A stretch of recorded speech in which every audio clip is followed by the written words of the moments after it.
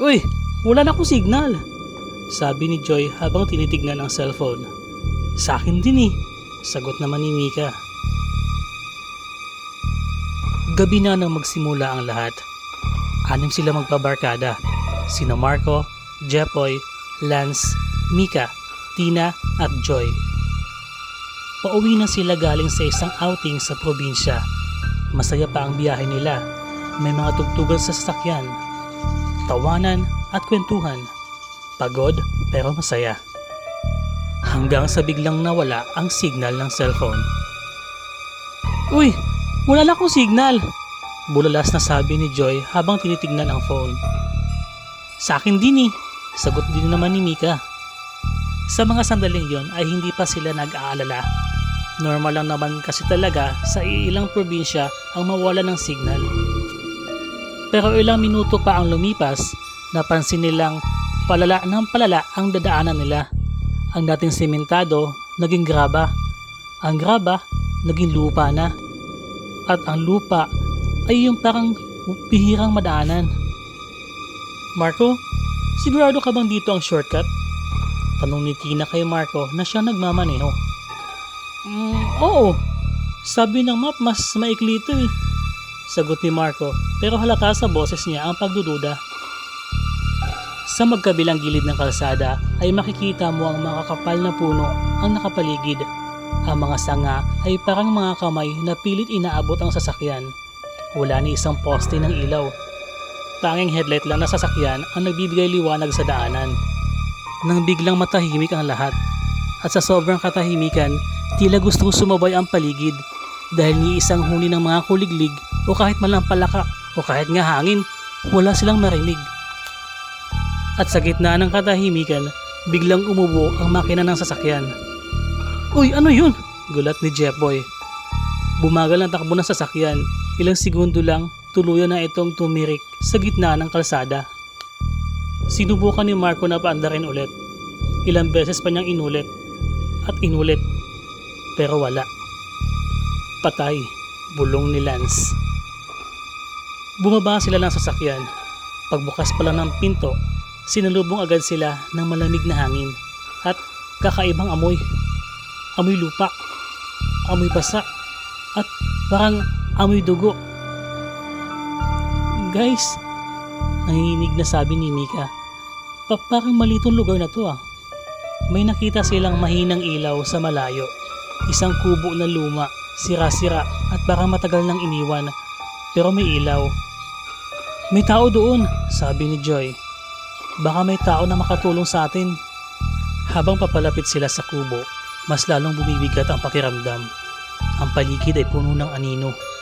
Parang may mga matang nakamasid sa kanila mula sa dilim. Pagdating nila sa harap ng kubo, napansin nilang kakaiba ito. Walang bintana sa harap. Pintuang kahoy lang na may mga ukit. Mga simbolong hindi nila maintindihan. Si Marco na ang kumatok. Matagal bago bumukas ang pinto.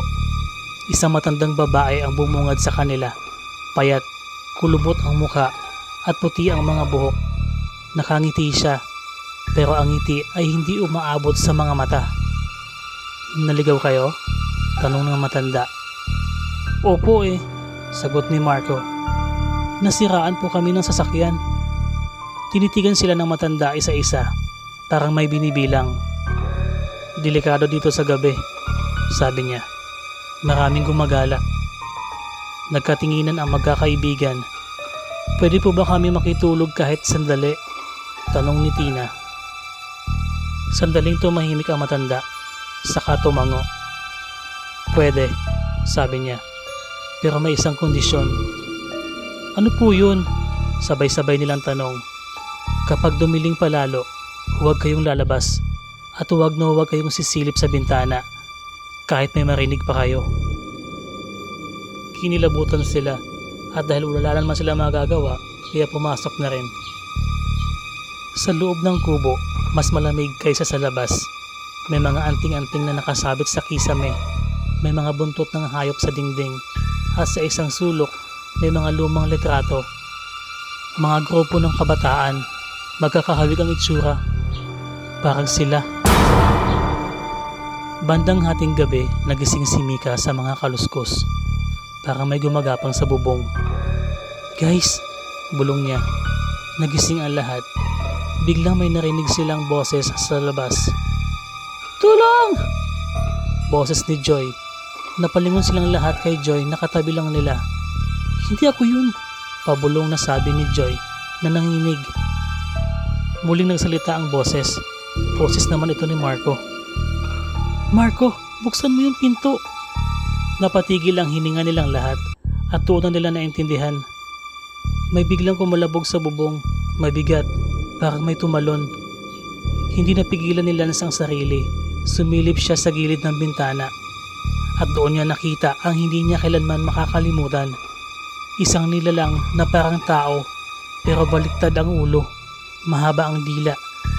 Ang mga mata ay pulang-pula at diretsyo nakatitig sa kanya. Aswang, pabulong niyang nasabi. Biglang tumayo ang matandang babae, nagiba ang anyo niya. Humaba ang mga kuko, kumintab ang mga mata. Sinabi ko na sa inyo, matiim niyang sabi. Huwag kayong sisilip. Biglang may malakas na kalabog sa pinto. 1, 2, 3. Hindi kayo naligaw, sabi ng matanda. Pinili kayo ng daan na to. Nagkagulo. Sumigaw ang mga aswang sa labas. Umuuga ang kubo. Nagpatay sindi ang ilaw. Tumakbo ang magbabarkada papunta sa likod ng kubo. May nakita silang maliit na pinto. Binuksan nila ito at tumakbo sa kagubatan. Pero ang gubat ay parang walang katapusan. Isa-isa silang hinihiwalay ng dilim. Hanggang sa biglang katahimikan. Kinabukasan, may isang van na natagpuan sa gilid ng kalsada. Bukas ang pinto, patay ang makina. Walang bakas ng 6 na magkakaibigan. Sabi ng mga matatanda sa lugar, kapag may narinig kang boses sa gubat na kahawig ng kakilala mo, huwag kang lilingon. Dahil hindi na tao ang tumatawag sa iyo.